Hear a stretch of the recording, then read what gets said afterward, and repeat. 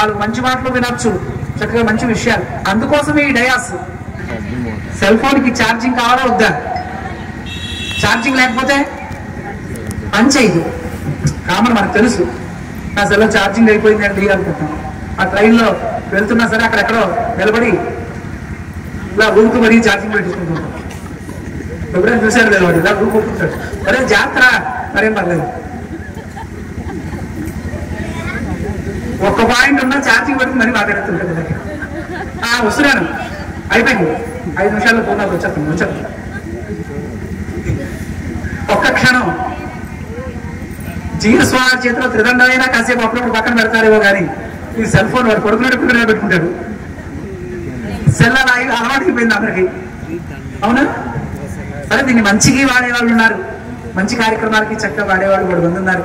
ఇందులో ఎన్నో మంచి మంచి విషయాలు తెలుసుకునే వాళ్ళు ఉన్నారు. సరే, దీన్ని మరొక దానికి వాడుకునే వాళ్ళు ఉన్నారు. న్యూస్ ఛానల్ అందరూ చూడండి, లైక్ చేయండి, షేర్ చేయండి, సబ్స్క్రైబ్ చేయడం మర్చిపోకండి.